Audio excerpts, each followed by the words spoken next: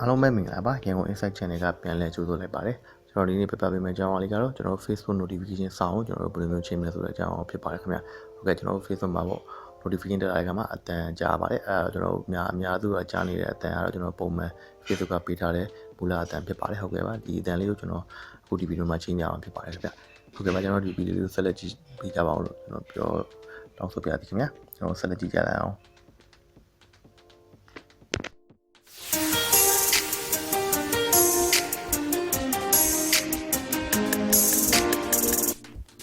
ကျွန်တော်တို့ရန်ကုန် Insight Channel မှာ Facebook နဲ့နည်းပညာဆိုင်ရာ tutorial video လေးများကိုနေ့စဉ်တင်ဆက်ပေးနေတာကြောင့်အမြဲတမ်းကြည့်ရှုနိုင်ရန် channel လေးကို subscribe လုပ်ပေးထားကြပါဦးနော်တင်သမျှဗီဒီယိုလေးတွေကိုလည်းမလွတ်သွားရအောင်ခေါင်းလုံးလေးကိုဖွင့်ထားပေးပါခင်ဗျာ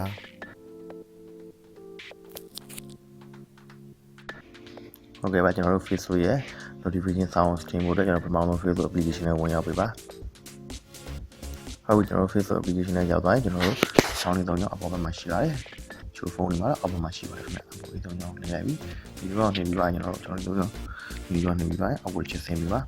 ပြီးကျွန်တော် setting ဆန်ဖတ်ပြီးဒီချက်နေပြီးပါပြီးကျွန်တော် setting ဆိုတဲ့နေရာလေးကိုသွားလိုက်ပါဟုတ်ပြီကျွန်တော် setting ရောက်သွားကျွန်တော်အောက်ကိုချက်ဆင်းပြီးပါခင်ဗျ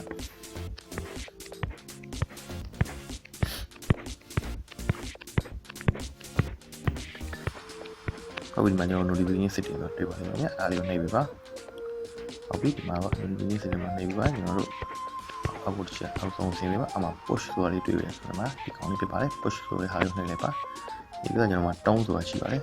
တုံးဆိုတဲ့နေရာမှာတင်ကြိုက်တဲ့ဟာလေးကိုရွေးလို့ရပါတယ်တင်ကြိုက်တဲ့ဟာလေးကိုဖြစ်ပါတယ်တန်အောင်လုံးရှိပါတယ်ဒီမှာရွေးလို့ရပါတယ်ပေးထားတဲ့ဒီဖြစ်ပါတယ်ဒီကန်လေးတောင်းနေရမယ်ကျွန်တော်တို့ notification လေးကျွန်တော်တို့ချက်ပြ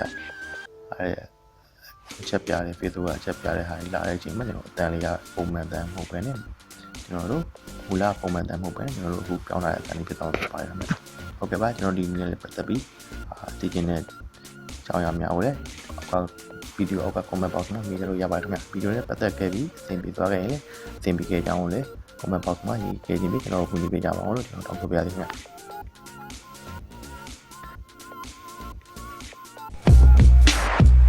ကျွန်တော်ဗီဒီယိုလေးကိုကြည့်ပြီးအားလုံးပဲနှစ်သက်ကြမယ်လို့ကျွန်တော်ထင်ပါတယ်ခင်ဗျာဗီဒီယိုလေးကိုချမ်းမြေ့တဲ့ဆိုရင် like share နဲ့ subscribe လေးလုပ်ပေးထားရပါဦးခင်ဗျာကျေးဇူးအများကြီးတင်ပါတယ်အားလုံးကျမ်းမာရွှင်လန်းကြပါစေလို့ကျွန်တော်ဆုတောင်းပေးလိုက်ပါတယ်နောက်မှတွေ့ကြတာပေါ့